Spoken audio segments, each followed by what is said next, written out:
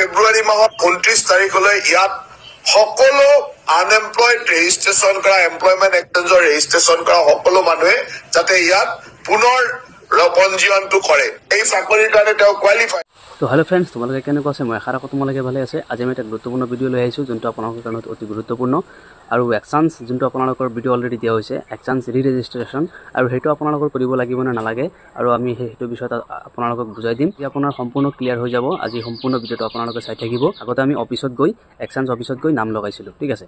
তাৰপিছত কেইদিনমান পিছত আপডেট হৈ গ'ল, এইটো অনলাইনত কৰিব লাগে আৰু অফলাইনতো হয়। যোনবিলাকৰ আধাৰ কাৰ্ড নাথাকে মানে NRCত হেৰিং যোনবিলাকৰ মানে যোনে ফিংগাৰ প্ৰিণ্ট দিছে NRCত মানে এইবিলাকৰ আধাৰ কাৰ্ড অহা নাই আৰু সেইবিলাকৰ অফলাইনত কৰিব লগা হয়, এতিয়াও কৰা হয়। তো যাৰ আধাৰ কাৰ্ড আছে সি অনলাইনতে বনাই ল'ব পাৰে। সেইটো আপডেট হৈ গ'ল আৰু এতিয়া আকৌ নতুনকৈ আপডেট এটা জাৰি কৰিছে 29 ফেব্ৰুৱাৰীৰ আগতে কৰিব লাগিব আৰু সেইটো আপোনালোকে কৰিব লাগিব নে নাই আপোনালোকে চৰ্টকেইটা চাই লওক আৰু চোৱাৰ পিছত আপোনালোকে নিজে ডিচিশ্যন ল'ব, ঠিক আছে। মই নকওঁ, সিহঁতেই কৈ দিব। অহা ফেব্ৰুৱাৰী মাহৰ 29 তাৰিখলৈ ইয়াত সকলো আনএমপ্লয়েড ৰেজিষ্ট্ৰেশ্যন কৰা এমপ্লয়মেণ্ট এক্সচেঞ্জৰ ৰেজিষ্ট্ৰেশ্যন কৰা সকলো মানুহে যাতে ইয়াত পুনৰ পঞ্জীয়নটো কৰে এই চাকৰিৰ কাৰণে তেওঁ কোৱালিফাই। তো আশা কৰোঁ বুজিলে। তো ভিডিঅ'টো হ'ল আপোনালোকৰ মেইন উদ্দেশ্যটো হ'ল আপোনালোকৰ আগতে যোনটো ৱেবছাইট আছিলে ৱেবছাইটটো আপোনালোকৰ সম্পূৰ্ণকৈ চেঞ্জ কৰা হ'ল আৰু নতুনকৈ আপগ্ৰেড কৰি আপোনালোকৰ কিছুমান অপশ্যন আপোনালোকৰ মানে আগত নাছিলে, এতিয়া আপোনালোকৰ আছে।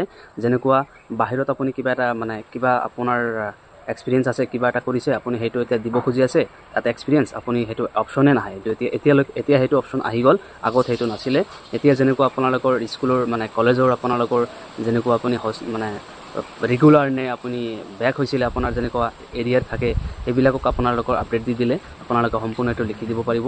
আৰু মেইন উদ্দেশ্যটো হ'ল আৰু আপোনালোকৰ কিছুমানে কমেণ্টো কৰিছে মানে আপগ্ৰেড নকৰিলে কিবা হ'ব নেকি। মই অলৰেডি এতিয়া এপ্লাই কৰা হৈ গ'ল, যেনেকুৱা অসম পুলিচত এপ্লাই কৰা হ'ল, তাৰপিছত SSCত এপ্লাই কৰা হ'ল, আকৌ কিছুমানে 3rd গ্ৰেড 4th গ্ৰেড আৰু সেইবিলাকত চবতে এপ্লাই অলৰেডি কৰা হৈ গ'ল, সেইটো এক্সচেঞ্জেদি, ঠিক আছে। এতিয়া যদি আপোনালোকে নতুনকৈ এক্সচেঞ্জ বনায় আপোনালোকৰ এইটো মানে কি হৈ যাব, আপোনাৰ আগৰটো কেঞ্চেল হৈ যাব। তেনেহ'লে আপুনি কেঞ্চেল হ'লে আপোনাৰ সেইটো কাম দিব নে নিদিব সেইটো আপোনালোকৰ বহুত মনত প্ৰশ্ন। তো মই সেইটো আজি ক্লিয়াৰ কৰিম। তো আপোনালোকৰ সেইটো কৰিব নালাগে। আপোনালোকে ৰি-ৰেজিষ্ট্ৰেশ্যন কৰিলে আপোনালোকৰ ডকুমেণ্টছ আগতে এপ্লাই কৰিছিলে আপুনি, একো নহয়। আপুনি কেইদিনমান আগতে এপ্লাই কৰিলে একো নহয়। আপুনি সেইটো কি কৰিব, আপোনাৰ যোনবিলাক চাৰ্টিফিকেট আপুনি দিছে যেনেকুৱা মেট্ৰিকৰ ডকুমেণ্টছখিনি যোনবিলাক দিছে আৰু হাই ছেকেণ্ডাৰীত দিছে, যেনেকুৱা আপুনি হাই ছেকেণ্ডাৰীৰে মানে এক্সচেঞ্জ বনাইছে, ঠিক আছে। তেনেহ'লে আপুনি হাই ছেকেণ্ডাৰী পাছৰ যিমানখিনি ডকুমেণ্টছ আগত দিছিলে সেইখিনি ডকুমেণ্টছ আপোনাৰ দিকেনে আকৌ নতুনকৈ ৰি-ৰেজিষ্টাৰ কৰি ল'লে আপোনাৰ সেইখন এক্সচেঞ্জ নাম্বাৰে থাকিব, আপোনাৰ সেইখন চাৰ্টিফিকেটেই থাকিব, ঠিক আছে। অকল কিছুমান বস্তু আপোনাৰ আগতে নাছিল সেইবিলাক বস্তু এড হৈ যাব, বাকী একো নাই, ঠিক আছে। আজি বাকী চব ছেম। তো এইটো হ'ল আপোনাৰ। আৰু যদি আপুনি নতুনকৈ বনায়, আপোনাৰ নতুনকৈ বনালে অলৰেডি এপ্লাই কৰিছে, এতিয়া আপুনি নতুনকৈ বনালে আপোনাৰ সেইটো কেঞ্চেল হৈ যাব। আগত যোনটো এক্সচেঞ্জ নাম্বাৰ এতিয়া এক্সচেঞ্জ নাম্বাৰ বেলেগ হৈ যাব। তো সেইকাৰণে আপোনালোকৰ নতুন বনাব নালাগে, আপোনালোকে ৰি-ৰেজিষ্টাৰ কৰক আৰু মাত্ৰ 30 টকাৰ কাৰণে আপোনাৰ জীৱনটো সলনি নকৰিব। আৰু এইটো বিগ আপডেট যিহেতু আপোনালোকৰ আমাৰ যিহেতু অলৰেডি কৈ দিলে আমাৰ মন্ত্ৰীগৰাকীয়ে, তো আপোনালোকে চাব এইটো আপডেট দিব পাৰে, আপোনালোকৰ এক্সটেণ্ড কৰিব পাৰে ডেটটো, কিন্তু সেই বুলি আপুনি যে এতিয়া নকৰিব পিছত কৰিম সেইটো নহয়। আপুনি 2 দিন এতিয়াও সময় আছে, আজি মানে 25 তাৰিখ, আপোনালোকে নেক্সট আজি আৰু আছে 3 4 দিনমান। তো আপোনালোকে সোনকালে কৰি লওক আৰু কৰি ল'লে আপোনাৰ সুবিধা হ'ব। আৰু কিছুমানে কুৱেশ্যন কৰিছে যে যদি মই মানে নকৰোঁ, এক্সচেঞ্জখন যদি আগৰটোৱে থাকে, এতিয়া মই এইটো লৈ কিনে যদি মই এক্সাম চেণ্টাৰত বা যিকোনো যেনেকুৱা আমাৰ ফিজিকেল দিবলৈ বা যেনেকুৱা অসম পুলিচৰ বা 3rd গ্ৰেডৰ মানে ভেৰিফিকেশ্যনৰ ক্ষেত্ৰত যদি মই যাওঁ, তো মোৰ ভেৰিফিকেশ্যন হ'বনে নাই, তো এইটো মই কৈ দিওঁ ভেৰিফিকেশ্যন হ'ব।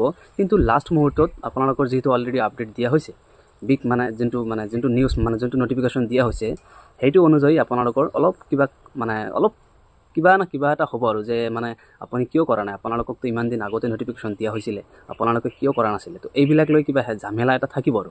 তো সেইটোৰ কাৰণে আপোনালোকে এতিয়াই কৰিলেই ভাল, কাৰণ আপোনালোকৰ সময়ো আছে, বেছি টকা নালাগে, 30 টকাহে মাত্ৰ লাগে।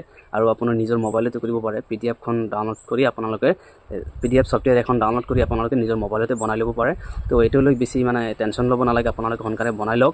আপুনি নবনালেহে বেছি টেনশ্যনত পৰিব, আপুনি বনালে একো আপোনাৰ অসুবিধা নহয়, ঠিক আছে। মাত্ৰ 30 টকাহে যাব।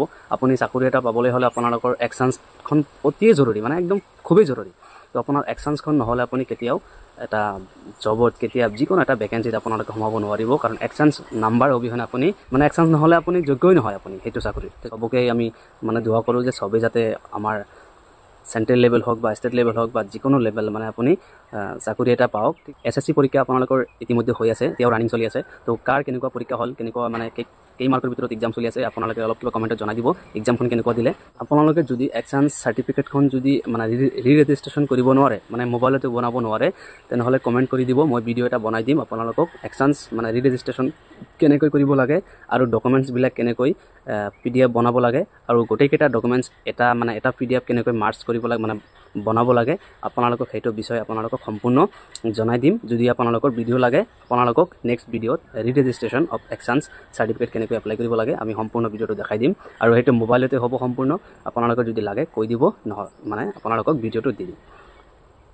তো আজিৰ কাৰণে এইখিনিয়ে ভিডিঅ'টো ভাল লাগিলে শ্বেয়াৰ কৰিব বন্ধু বান্ধৱীৰ লগত আৰু আপুনি চেনেলটো নতুন হ'লে মোৰ চেনেলটো ছাবস্ক্ৰাইব কৰি দিব তো আজিৰ কাৰণে এইখিনিয়ে জয় অসম